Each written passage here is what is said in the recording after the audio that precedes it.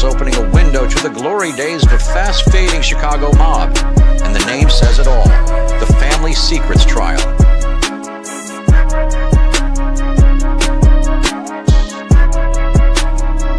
For years, he was an informant spilling the secrets of the Chicago mob to the FBI.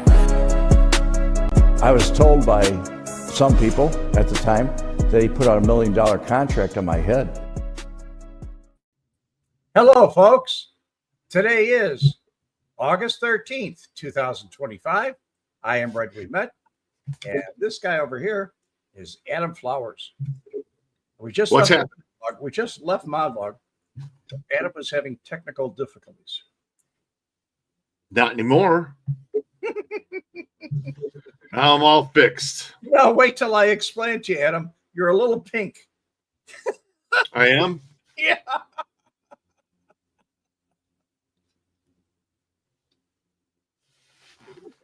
There you go. See? I don't know. Need a new camera. I got to adjust that thing every once in a while. You told me that last month. Yeah. Maybe I'll pop for a camera one day. You know? I don't know. Go, I get a new camera. This one's been working just fine. Well, we have a bunch of folks here that came over. Big Mo, hey, how you doing, buddy? Happy birthday over here. 51 years old. Dave M, hi all. And here we go. Yeah, and away we go. Pastor Man, Christina Morris is here. Got our moderator, Mike Morrissey, John Hoochin. Oh, he's all after you, sexy ass, Red. Jim Yeager. Hi, Adam and Red. Big Mo. When was the contract called off on you, and who put it on you, that $1 million contract on your head? FBI agents told me that. And they said it was done by Frank Schweiss. And as a matter of fact, I just commented on it today in Mike Burns' room. Anthony DiDino, they were up at the Tony DiDino. He was a co-defendant with Schweiss. And he said in court, I don't want to be tried with no murder. I want my trial severed. And Schweiss heard him. And according to the news article that I read today, it was, I'm trying to remember the guy, Jimmy to me and Marcello, that got together with somebody else and decided to murder DiDino. And they put a hit on him, and they tried to kill him, and he dodged it. But there was a lot of heat on me, and I disappeared. And they gave the news a fake report that I'd gone into witness protection. So when it was called off, I don't know, 89, 90, 91, somewhere there. Oh.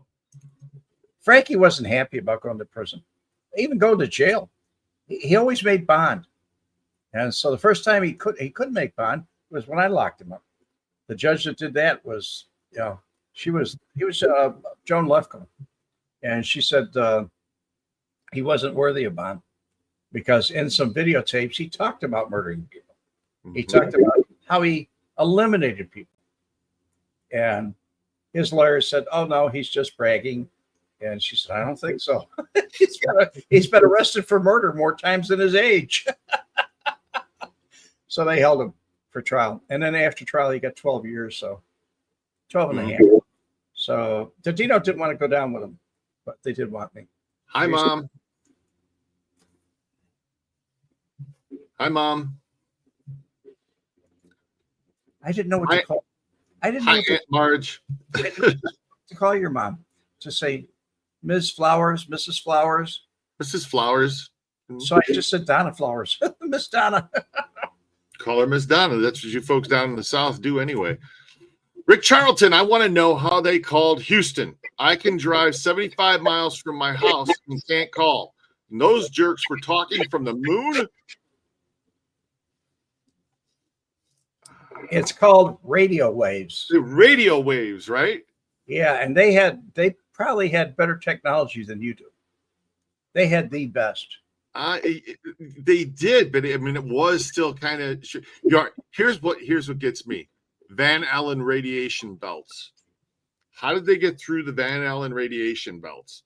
Well, they actually didn't. At one time, they got cut off. Do you remember when they sent observations over to Australia so they could actually send them a signal because it was blocking them off? All right. So what's this thumbnail about Tony and the Boy Scouts? What the hell is that all about? I didn't make the thumbnail. I was talking to Adam was laughing. He said, "Oh, they're going to love this one on my channel." I said, "Yeah." And he said, "What about we put a Boy Scout on?" And I said, "I don't think Tony was ever into Boy." He said, "Well, we can ask about his son, Vincent. Was he in the Boy Scouts?" And I said, "I don't think he told his son to join the Boy Scouts." No, Tony wouldn't have made a good Boy Scout. I mean, he wasn't one that played well with others. Period. okay. I mean, that goes from high school. He was constantly involved in beatings, and grammar school. He had that problem. Yeah. Big Mo wants to know: Did Schweiss have money like that? $1 million to put a contract on your head? He had more than that. He had a lot more than that. As a matter of fact, yeah. But nobody could ever prove what he had because he didn't own anything. Everything he had was in his mother's name, his brother's name, somebody else's name. He'd tell me about different people. He'd say, "Yeah, that kid down the street that owns the parking lot, that's really my parking lot." Or the Admiral Theater. He turned around and said, "That's mine. I own it. Pat Riccardi's just in there. He runs it because he was Phil's nephew." Got it. So, yeah, he owned a lot of things. He had millions and millions of dollars. His house on the house that on Wells Street was, I don't know, he sold that for $500,000 cash to Alan Ackerman. But his house down in Hollywood, Florida, they said it looked like a shack on the outside, but on the inside, it was a palace, a real palace. Everybody told me that guy, he spares no expense. So as far as how he got his money, he couldn't talk about it. It was all extortion. As a matter of fact, they found $100,000 in his son's house when they did a search. That was after he was arrested. They had a search warrant for the house, and they went out there, and they found $100,000 that turned out to be used in a bank robbery, or it was money that was taken from a bank in Texas. And he jumped out to the U.S. attorney and said in court, he said, "Don't you F with my kid. You F with my kid and I'll kill you." And he was talking to a U.S. attorney. Wow. Damn. Hey, yeah, guys, Lonnie, welcome in. Hit that like button, guys. Don't forget to do that. Thanks for the reminder there, Lonnie. Appreciate it. That's nice of you. Tim Hunt, Adam and the gang. Tim is in the house. Good. Welcome in, Tim. 87 degrees in Chicago. 100 and fucking stupid in Vegas. It's only 87 degrees here, Lonnie. But it's 100% humidity. We have a 90% beautiful breeze blowing here, though. Beautiful breeze, about a 12-mile-an-hour breeze, coming right in off the Gulf. It's a good thing. Oh, remember the video of Nixon talking on a landline? LOL. Nixon on a landline. I agree, Adam. You're correct again. Thank you. Mom. Love you guys. Love you too, Mom. Scott H. There was only $500,000 contract on Joe Pistone. You should feel valued, Red. I thought it was bullshit, but I repeated it. I did, because I said I was told, and I didn't say the agency, by some people. That was during an interview. And that was true. Every bit of it was true. If anybody would have said it wasn't true, I'd have told who did it. The agency, their FBI agents. Scott H. They explained how they got through the Van Allen radiation belts. It varies in thickness. They went through the thinnest part and not for very long. Okay. Like I said, I went down that freaking stupid rabbit hole, and then I had to pull myself out of it too. I mean, that was tough, man, because I got OCD and I'm just video after video after video. I'm going, no, you have OCD. I could have never guessed. You could. Hello to Scotland, to you too, sir. Richard. Oh, Richard Worthson from Scotland. Van Pasterman, but it's a dry heat. Yeah, so's the inside of my oven. You don't see me climbing in there to have a picnic, do you? Oh, my friends used to tell me, they said, come out to Arizona, it's dry heat. You know what I used to tell them? Yeah, like a pizza oven. Yeah. Heat. Unbelievable. Okay. So Rick Charlton, here we go. oh boy, here we go. Actually, Red, this little phone in my hands is 1,000 times more advanced than that computer that took up 9,000 square feet in 1969. Well, let me tell you something, Rick, that you haven't figured out yet. It was made in Vietnam or made in China. End of story. Rick, the truth of the matter is that the data that is stored right here on this little chip, okay, is more data than they had in that entire computer in 1969, which is unbelievable when you think about it and you go, wow, it's just unbelievable how. Well, they had just gone solid state with their equipment. So before then, it was tubes, the old radio tubes, whatever. And when they went solid state, that was like the technology. That was it. So did you see the movie called Fly Me to the Moon with Chris Hemsworth and Scarlett Johansson that came out last year? Yes. About the faking of the moon landing of the. Yes. We did a whole show on that. No, we never. I just watched that movie like 2 nights ago for the first time. We talked about it on one of our shows. Fake moon landing. So anyway, it's a good movie. It's a fun movie. It's not based on any kind of real events, but it's a fun movie. The Apollo spacecraft traveled through these belts relatively quickly, traveling typically in about an hour or two, minimizing exposure to harmful radiation. NASA designed the spacecraft with shielding. So they said that you have to have like an inch of lead all the way around you to make it through and that would have made the craft way too heavy. And so what they had was really thin aluminum. So what they had was they still made it. They still made it work. Scott, I want you to help me here because you may know something about this. We were having this heated discussion, Adam and I, about the Mercury missions. And I was telling him that one of the Mercuries sunk the capsule. And it was Gus Grissom. And he was talking about who was the first guy to go to or that died in an accident? Gus Grissom, and it was 3 of them in the capsule during a test, and the capsule started on fire. Gus was one of them. Okay. Well, aside from that, it was Buzz Aldridge, I believe, that are we getting these two mixed up? Chris and or Buzz Aldrin and Chris, and yeah, because his capsule sunk in the Pacific. The one capsule was a Mercury, and when it came in, he popped the hatch too soon. Does anybody recall that? Scott, do you recall it? Gus Grissom. He was in a couple of wars. Project Mercury. Grissom. I'm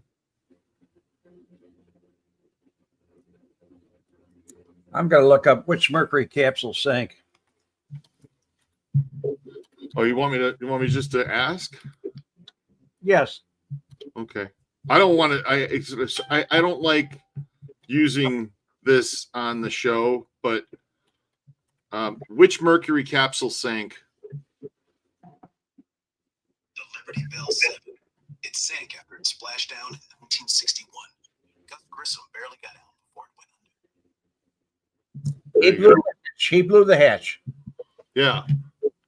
And he got in a whole lot of trouble too, because when they finally did get him on board the ship, he had rolls of dimes. He had all kinds of money, different things, so he could sell them as moon dimes And because he crashed it, they had to go through the thing when they brought him on deck. He had to take his clothes off. Tell me they were Mercury dimes. Because it was the Mercury mission, so he had Mercury dimes. Were they? Yeah. That's yes, he popped the hatch. I remember when he blew it, it was an egress hatch where it exploded. The hatch bulge, yeah. But Adam asked me, he said, "No, they never recovered the capsule." And I said, "No." And he said, "Oh, come on, they must have." And I said, "No." They grabbed it. Yeah. They had it on. They were trying to pull it out, but it filled up with water. It went to the bottom. They had to let it go. They didn't go down and get it? No. I think they would retrieve it for a museum or something, you know? They go get the Titanic, but they didn't go get that. Oh, so there you go. In a joking nod to the sinking of the Mercury craft, Grissom named the first Gemini spacecraft Molly Brown after the popular Broadway show, The Unsinkable Molly Brown. Some NASA publicity officials were unhappy with this name and asked Grissom and his pilot, John Young, to come up with a new one. When they offered Titanic as an alternative, NASA executives decided to allow them to use the name Molly Brown for Gemini 3, but did not use its official references. Much to the agency's chagrin, Cape Com Gordon Cooper gave Gemini 3 its send-off on launch with the remark to Grissom and Young, "You're on your way, Molly Brown." Ground controllers also used it to reference the spacecraft throughout the flight. But did you hear about this biggest space prank ever pulled in outer space? Oh my God. You guys are going to love this. I just read this the other day and I thought, no, this guy didn't do this. This couldn't be real, but it did. It's happened.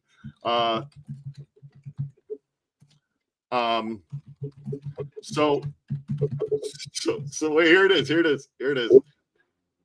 I found it. Okay. Listen to this. Gary, it belongs to astronaut Owen Garriott. Owen Garriott. It happened in 1973 aboard American Skylab space station.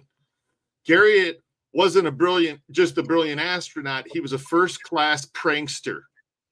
And he pulled off with a cassette recorder what deserves a place in cosmic folklore. Before the mission, Garriott packed a little something extra, a small cassette recorder. On it, his wife, Helen, recorded a few lines. Part of the top secret prank planned for flight controller Robert Crippen back at Mission Control. One day during a routine transmission, Garriott took position by the transmitter and he hit play.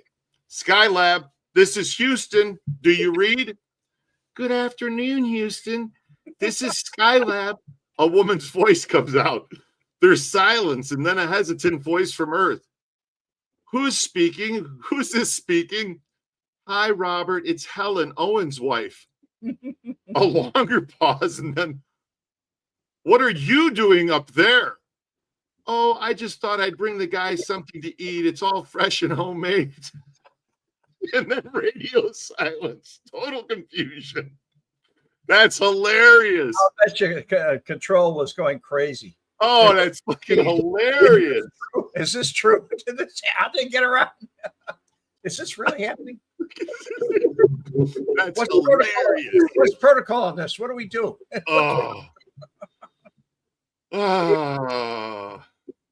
So my godmother says that because the hatch was blown too early, they never had a parade. That's correct. He was the only Mercury. He was the only Mercury astronaut that didn't have a parade. Really? Oh yeah, it was a shameful. He did it out of cowardice.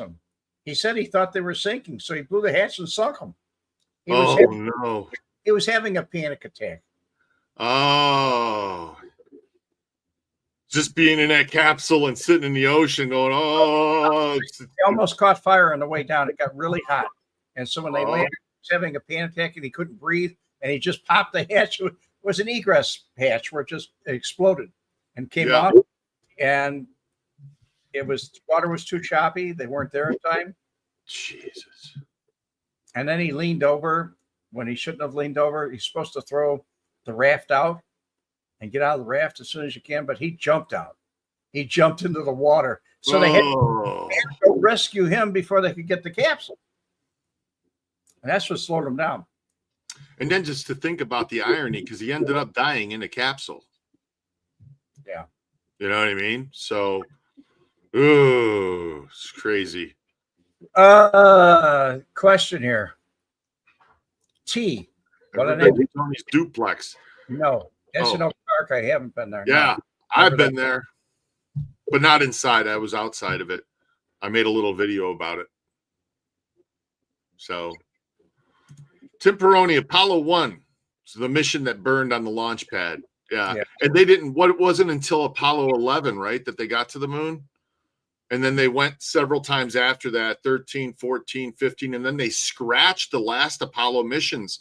They was like, we have enough. How many pounds of moon rocks and stuff that they brought back? Yeah, we don't need anything else. And they never went back. I always asked my dad, why didn't I go back to the moon when I was a kid? Why don't we go back to the moon? He said, we've been there. There's nothing there. Why are we going to go back? Makes sense to me. We came, we saw, we conquered. That's it.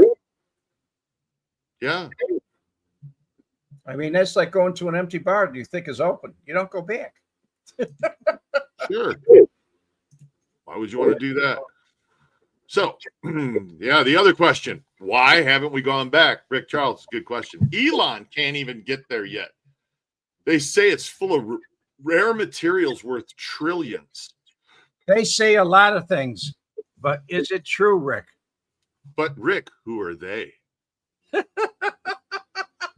They're the ones saying it. That's who they are. Never been to Tony's. There's John Ramsey. Yep. That guy trolled the astronauts everywhere. It's the guy. John Ramsey's the guy. That's the guy I was watching. It's the rabbit hole I went down. My God. He's the one that wanted everybody to swear on the Bible they walked on the moon, and Buzz punched this guy right in his mouth, man. He fucking. He wasn't the only guy he punched. He punched several people. When they walked up to him, he gave, according to him, he gave body and soul. And he almost got, demoted rank-wise because of what he did? Well, he lost millions of dollars. Look it up and see if they ever got that back. I don't think they did. The capsule, Mercury capsule. Was it ever recovered? Let's find out. I'm sure it wasn't in good condition if it was. Was the Mercury capsule that sunk ever recovered? Yes, they found it in 2006, about 3 miles deep in the Atlantic. They brought up pieces, but it was too damaged to fully restore. Okay.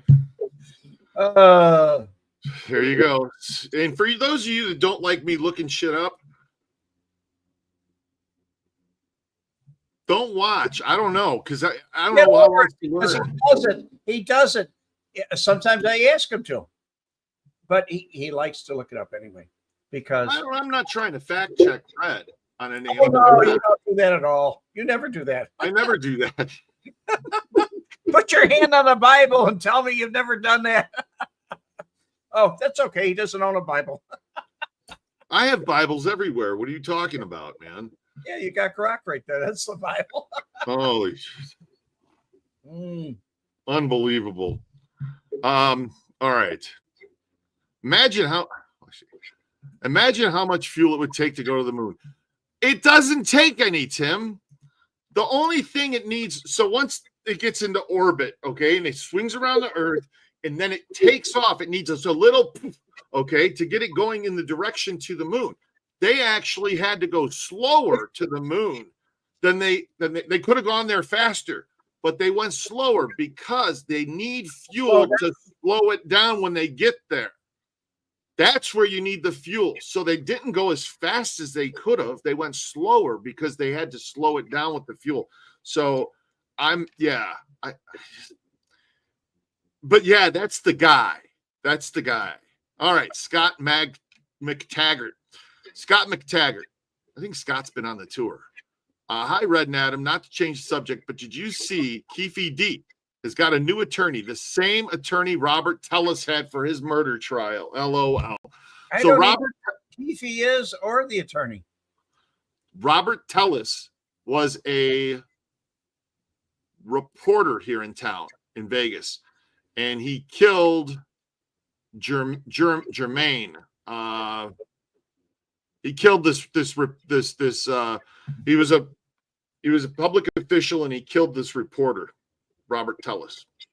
Anyway, great. So Keefe D has his attorney. I didn't hear that part, Scott, but I hear Keefe's having some problems though in jail. And if you don't know, Keefe D was Orlando Anderson's uncle. If you don't know who that is, that's the guy who shot Tupac Shakur supposedly. I figured it was a rapper thing. Enough about the gangsters. Let's get back to mobsters and astronauts. That's what we're here for. So, Scott, I want to put this up. Mobsters and astronauts. Scott, What? that's why you have the vast knowledge that you have. The Space Museum's right there in Titusville. And I'm sure that's where Space School is too, I believe. They have Space Kindergarten there for kids. Titusville? Yes. That's where Space Camp is? Yes. I know several people that sent their kids there for space. You had to register way in advance, like 2 years for Space Camp. I wanted to go to Space Camp when I was a kid. You know where I got sent? Farm camp. Yeah. Farm camp in Palos Hills. And my wife to this day swears to God that I got sent to fat camp. They just didn't tell me.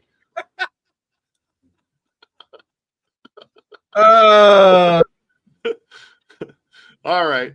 It doesn't take any fuel in space to continue momentum. Exactly. There's no air, hence no resistance. You push it in a direction and you go boop, and it just starts going, and it just keeps going.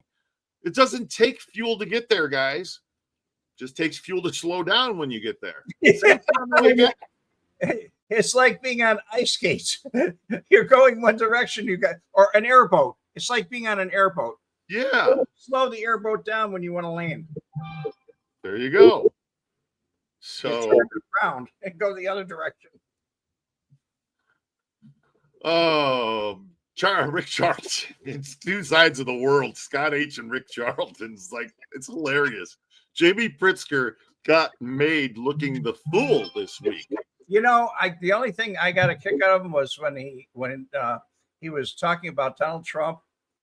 Somebody asked him a question at a press conference about having somebody come into Chicago, the National Guard, and he said, unlike Donald Trump, who inherited his money, I worked hard for my money. So I went and looked up to find out where the Pritzker got his money.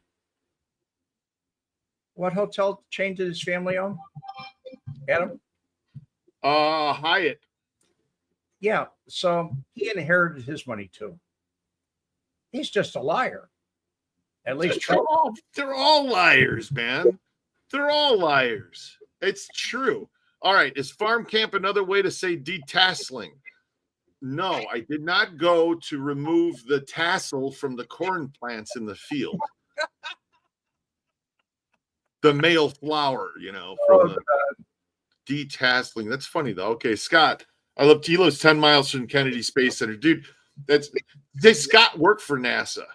Was it NASA or did he work for Boeing? How many times were you at the Space Center? Yeah, Scott knows a lot about him a couple times, I'm sure. Scott's a smart dude. I've hung out with Scott many times now. And Scott's a smart guy. I like hanging out, talking to him. I mean, because he's Hyatt, guys. That was it. Thanks, Mike Morrissey. Scott says right here. Yes, Red. Stop playing with it. Red puts it up, I take it down. Red puts it up, I take it down. Red. Pritzker inherited billions from his family. And he's a billionaire. He's not a millionaire. He's a billionaire. Oh, yeah. Millions are nothing. Okay. Carmelo's a millionaire. He's a billionaire. Yeah. You know who else is AOC? She went in with nothing. She's worth millions now. How the hell did that happen?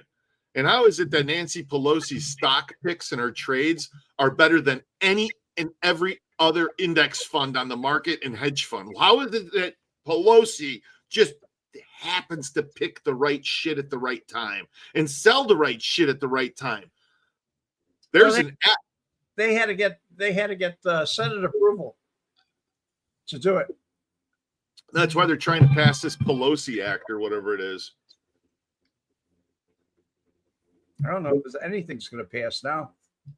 The way things are now, you got Democrats, you got Republicans, and that's it. Interesting. Bill Davison, he's my retired cop buddy. Come on, Bill. What's up with Bill Davidson? Hey, Red Wemette, broadcasting live from the Lamont Cruise Night. That sounds like a casino, Lamont. Isn't there a place in Lamont, Indiana? No, I'm thinking of Lowell, aren't I? that's Lamont, Illinois, Oh, Lamont, Illinois. I think. Just guessing. Okay. Thanks for stopping in. Remember when Bernie used to criticize millionaires until he became one? Now he criticizes billionaires. Not only that, Bernie has a lot of houses. A lot of houses. Hello, Shannon. Welcome in. Shannon Surratt. How you doing, Shannon? William Davidson. Yeah, Lamont, Illinois. That's where he's calling from. Lamont, Illinois. Where the quarries are. That's where the quarries are. And there's also a river that goes by there. You broke up a little bit. I thought you said that's where the whores are. You said quarries.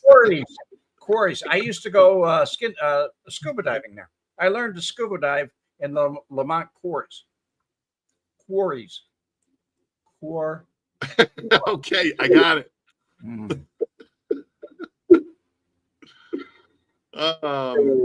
Shannon is laying down. She is in her picture, doesn't she? Look, she's laying down. Shannon's laying down. Yeah, she's sideways anyway. She's resting, Scott. Leave her be. Resting. Oh, cruise night car show. Gotcha. It's cruise night. Got it. The car show, cruise night. Oh, that's awesome. Yeah. What fun. Yeah. So, okay, folks. Now that we've established that Tony didn't advise his son, Vincent, of course, they were living in Las Vegas then. They were living in Las Vegas, so when Vincent was born. But we can assume that he didn't join the Boy Scouts because there's no records of it. And I'm sure there would have been. Because he sold some of the paraphernalia from his father to the museum, the Mob Museum.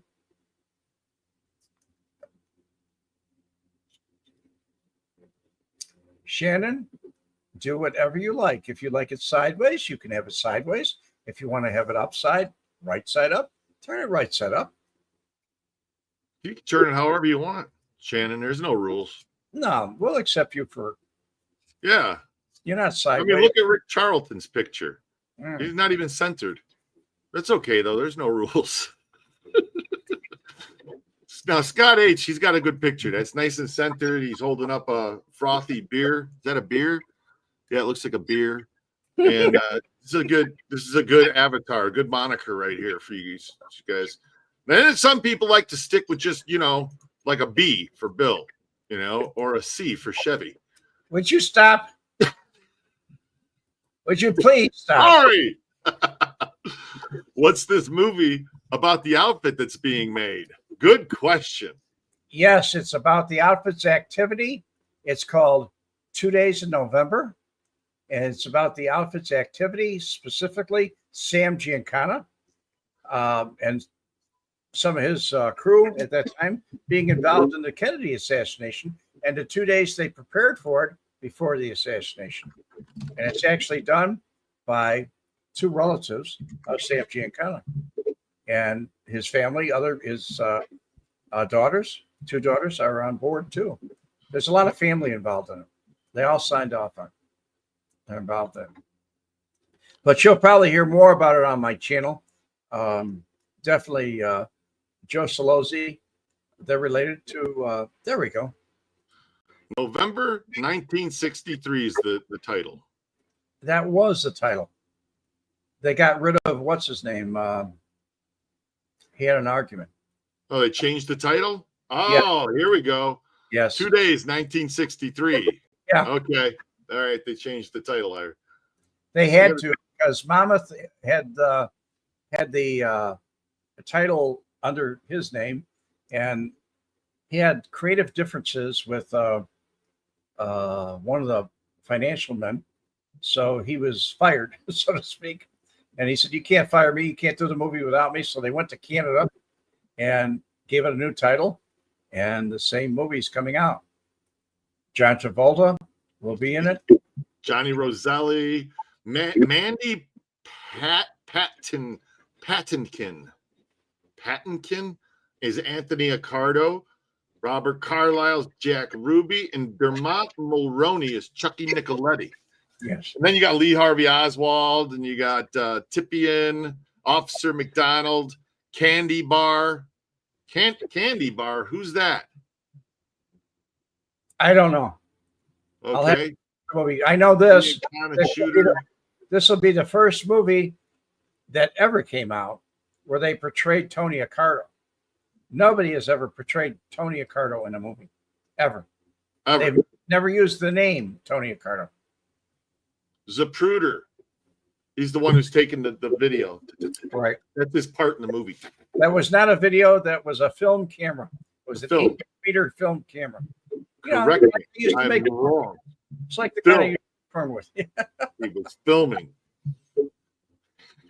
Jackie Cerrone was David Lawrence Brown.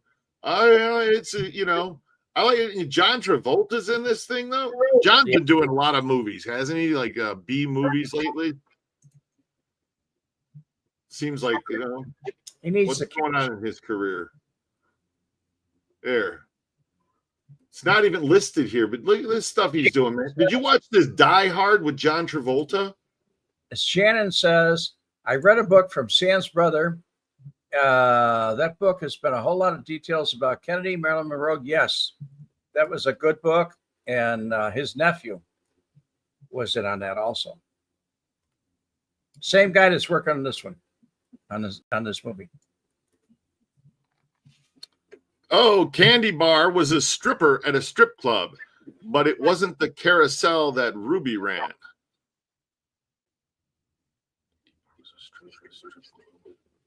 But it wasn't the carousel that Ruby ran. Jack Ruby had a place down in Texas, a club. That was the Carousel Lounge. It was the Carousel, right? It was my buddy Jack, who just passed away. His good friend Carmi used to play at Ruby's place all the time. He was a singer.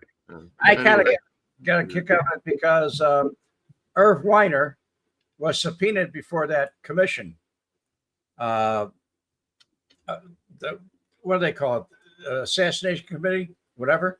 And he went before the commission, and they asked him about the phone calls that were from Ruby to him and from Ruby's brother to him. And he testified that they were calling about a bond because he was a bail bondsman. And they were also calling about a good attorney. Where could they get a good attorney? But they said, "How did you know him?" And he said, "Well, I didn't know Jack that well, but I knew his brother. We were both classmates and buddies in high school." So that's a fact. That's how close I got to it. I didn't want to get burned. So Travolta was great in Gotti. I'm going to be honest with you. Have you watched this movie, Red? I don't watch any New York mob films, period. So this, just look at this score up here. 4.8 out of 10 with only 18,000 ratings. It's one of the reasons I haven't watched it because it got such a shit rating. I went, I really like to. Every once in a while, I'll watch a movie that's like a 5, or a 4, but it's. There's got to really be somebody in it I want to see, or I don't know. It just. Scott, I don't know where you heard this. I saw it in JFK, but I didn't know that he was gay because actually I think anybody that had anything to do with a man at that time was gay, because he did have female friends that he bedded, so to speak. But I've never heard this. it was in a movie, JFK. Oh. They portrayed him as a gay character that had Well, two. that's because nowadays when you make a movie, you have to have a gay person in it. No, I'm serious. Look at that movie, Fly Me to the Moon, right? Fly Me to the Moon. I just watched this movie, and they got to have a gay director. Oh, and all flamboyant, and Here we go. Tim Brody. Ruby was not gay. See, here we go. Down this rabbit hole. Who cares if he's gay or not? What the hell does it matter? He went down in history one way or the other. It's like, you know what I mean? The guy, Red said Hillard may be convicted. Red just said Hillard may be convicted for what? I missed something. Dishonest fraud? Yeah, she could be, I said. She could be. But I believe she will be, because Trump already said, I'm not going to damage the office of presidency. And she took office. So we don't know. Will she be indicted? I don't know. She could be indicted for dishonest fraud. Tim Peroni, look up the name Judith Very Baker, Oswald's girlfriend. Chevy 11. Overall, Gotti wasn't the best movie, but Travolta did a good job in it. There's a bunch of movies where overall the movie probably wasn't that good, but there's a shining star in it. It's again, only if I watch the movie, it's going to be to see Travolta. So he's a draw. Yeah. Now this other movie, I'll watch it. It may not be a blockbuster. Maybe it is. Who knows? Right? This new 2 days in November.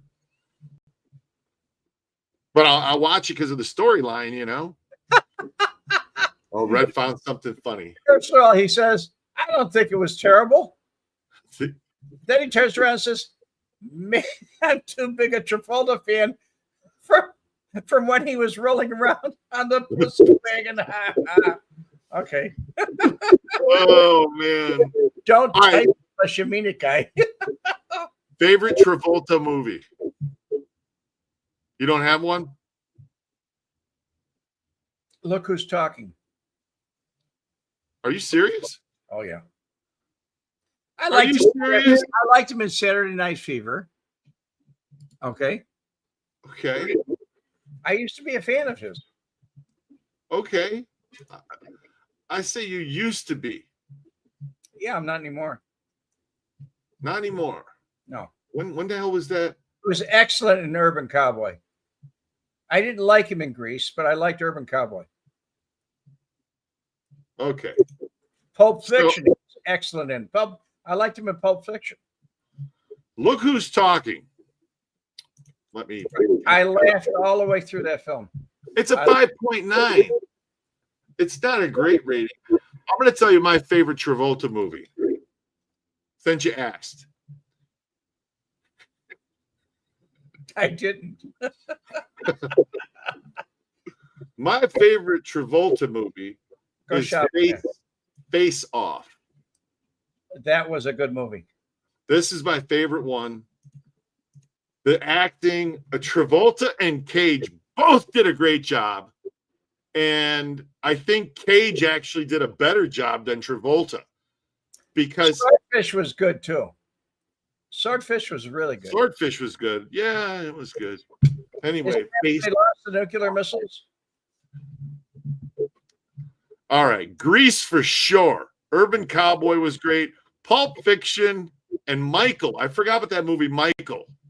I didn't watch. Maybe I did watch Michael. I don't remember. Michael. Here it is. Come on, Michael. Why is it giving me shampoo commercials? He's an angel, not a saint. You know what else he was good in? Phenomenon. Remember that Phenomenon when he did that? I don't think I saw this. I can't let that play too long. Anyway, the Phenomenon, isn't it? Yeah. Oh yeah, the Scientology movie. The Scientology movie. What about the movie, the space movie hold on. What about the space movie he and his wife were in? What space movie that he was in? It was about Scientology. It was a Scientology movie. Phenomenon. Primary colors. I don't see The General's Daughter. It's pretty good, yeah. That was good too. What the hell did he do? I liked him in The General Daughter. That was a good Battlefield Earth. Is that the name of it? Is that what somebody's putting in the comments? That must have been before. It was. Yeah, let me go back further.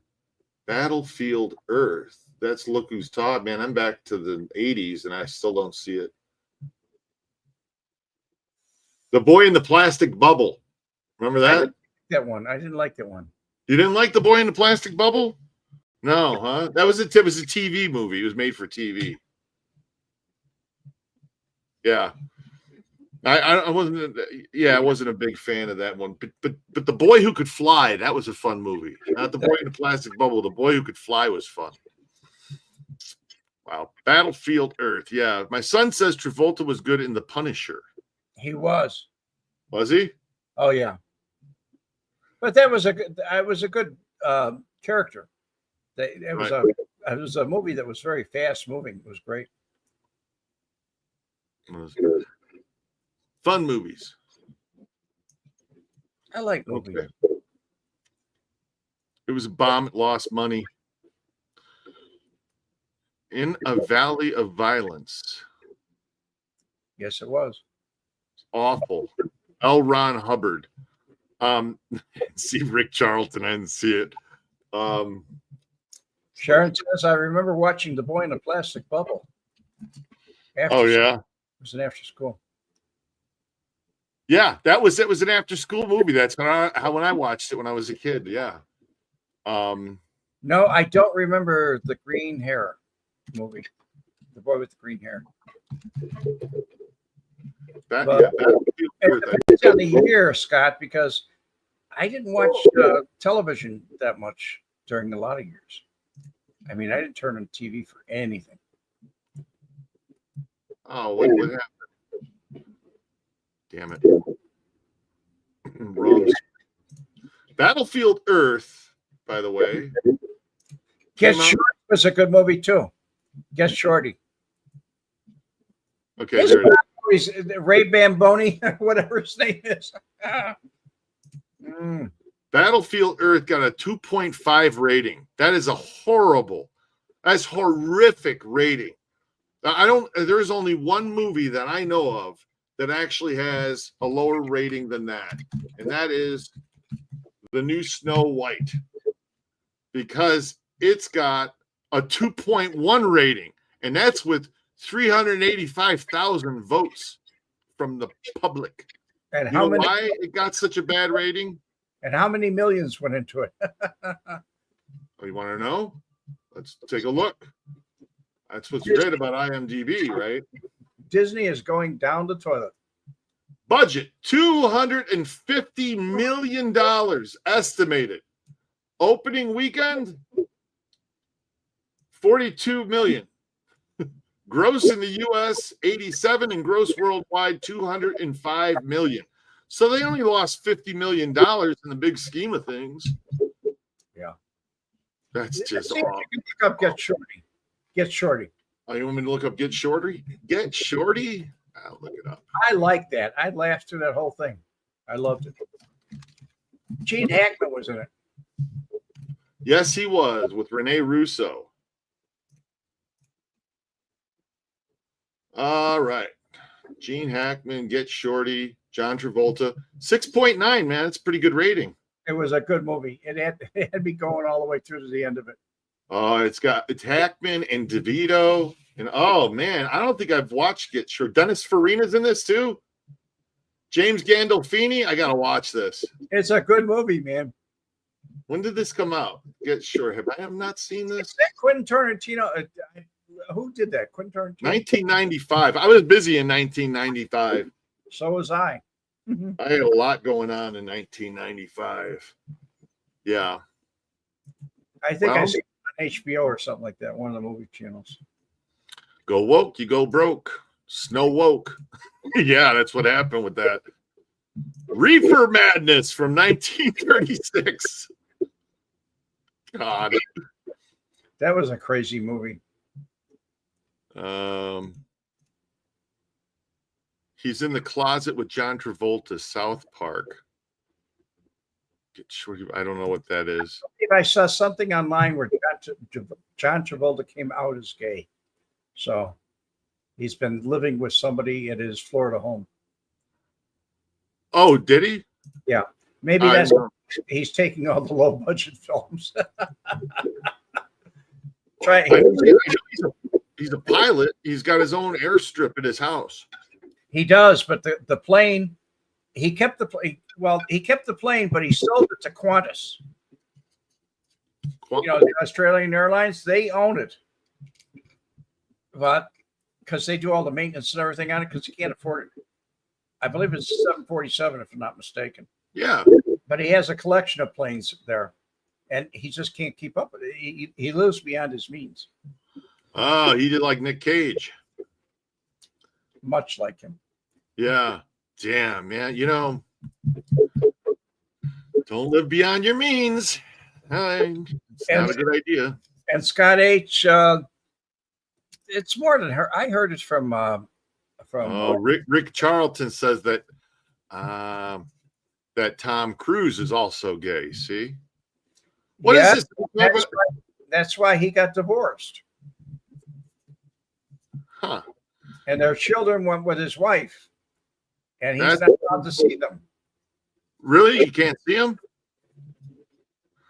That's what it's about. Tom Cruise and he are in the closet. We're in the closet. South Park made fun of Travolta and Tom Cruise. I haven't seen that. I got to watch the end of the first episode of the new season of South Park because it's all AI. It's all AI made up. And if you wouldn't know it was AI, you'd think, man, this is real. So I haven't seen it yet. Somebody told me that you got to watch it. Tom Cruise is a Scientologist. Yeah, he's like the head of them or something. Yes, he is. He's number one now. I had a buddy. He had to sign NDAs. He did a show. Scientology. Does Scientology turn you gay? I don't think so. I don't think so. But it's like you know what I'm laughing at? The Tiger King. Oh my God! Come on, Tiger King. That song that came out. Austin Foreman did the song, and he said something about where a little bit of meth and tigers make you gay. When I heard that, I just burst out laughing. Oh, the Tiger King. You remember that shit? That was a phenomenon, man. That was like 2020, as soon as everything shut down. I binge watched that.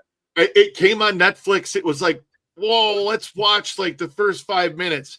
And we start watching the first 5 minutes of it. And I'm like, this guy's got tigers and he's got a mullet and he's doing magic. He's doing magic in the fucking malls, doing magic shows with the tigers. I'm like, we gotta watch this. This is too crazy. He is the weirdest man I ever saw in my life. But he's trying to get out of jail right now. But this guy tried to run for office for something and all of that. It's crazy. He ran for president. He ran against Trump. What a crazy story. And then after that, he ran for governor for the state. Lost both times. But a very unusual person. Adam, did you fly out to LA when you went to Ozzy's house? What was his house like? Adam No, I didn't fly out. I drove out to that. And I drove with, man, did I drive with Mondre? I think I drove with Mondre, my magician buddy. And what was his house like? It was big. It was big house. They set up a tent on the side of the house for the catering and all of that to work in. And the entertainers got a little section there. It's like a dressing room for us, to get things ready and whatnot. And no, his house was nice. It was a nice house. I got to sit with Marilyn Manson and Billy Idol. I did magic for Marilyn, Billy Idol, and Ozzy Osbourne. Freaking sitting there. It was surreal. I mean, it's surreal when you're doing this. You're going, I'm sitting here with three giant rock stars, you know, and I'm entertaining them. They're just hanging out like normal people. You wouldn't think that, but that's all it is. I mean, everybody puts their pants on the same way, you know. So I thought Bon Jovi walked in, but it turned out to be some guitar player from another band. And I didn't recognize all the musicians that were there because I don't follow music that much. I just knew the main stars kind of, but all the band members and stuff were there too. I'm getting a kick out of this. The big magic convention near Detroit coming up. Is it I'm there? sure No. Thousands of people will go to Detroit to watch it instead of going to Vegas. No. It's not near Detroit. It's in Michigan. It's called Colon, Michigan, and it just happened. It ended, I think, a week ago. Chesaday would know. He was there. He's probably watching. Maybe. Who knows? You live across the street from the Magic Castle? That's freaking awesome. I've been there a couple of times. Hollywood. Sharon Surratt, I live in Hollywood over 20 years ago. Scientology Castle. I used to see people escape from the place, and they would literally force people into vans and back onto the complex. Yes. Well, not the Magic Castle. She lived across the street from the Scientology Castle. It's in Colon, Michigan, Tim Peroni. Colon. Colon. There's a big magician cemetery there. Harry Blackstone's buried there. Bunch of other guys buried. Look it up. But Abbott's Magic puts it on every year. I used to go when I was a kid because that was the closest magic convention to us. And it's a fun time too. They turn from Chicago. You can drive from Chicago, be there in about what, 4 hours? Yeah, 3-4 hours, something like that. It's not a long ride. It's pretty close.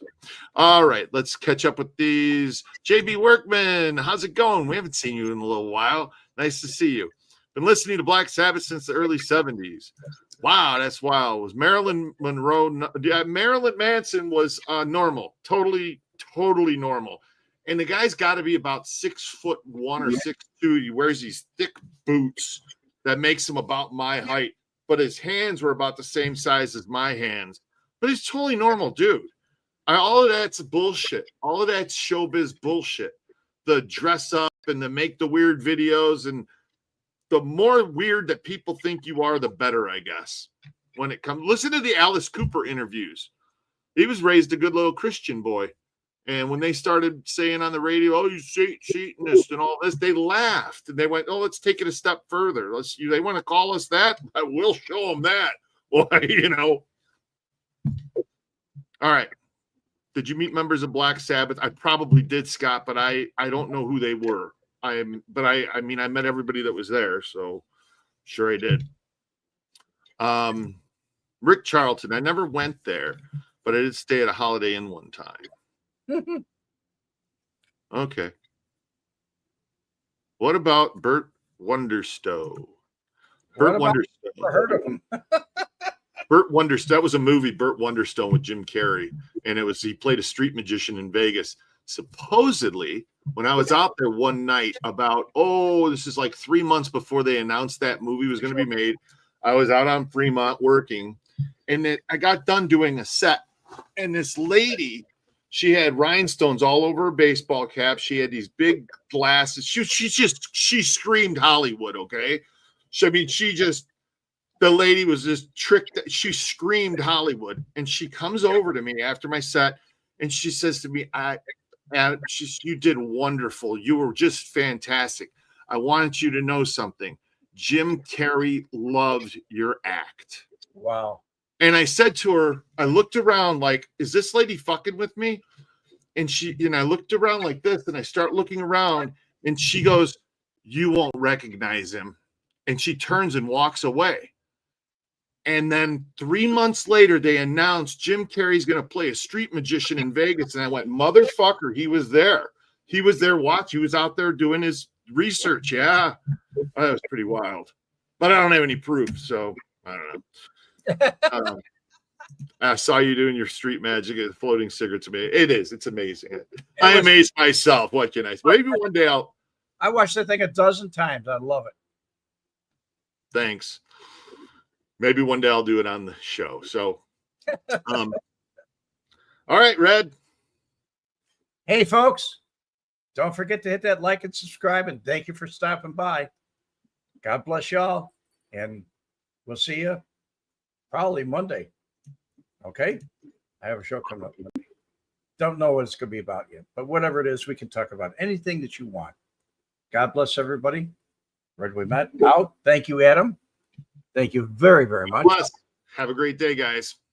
Have a great week. We'll see you next time. The combination of the videotapes and Wemette's testimony resulted in the conviction of 2 men on extortion charges. One of them was Frank Schweiz, known in syndicate circles as the German, a feared mob terrorist and a suspect in a number of gangland murders. He was described to me by other outfit individuals as the most feared hitman. And as he said to me, my reputation precedes me, son.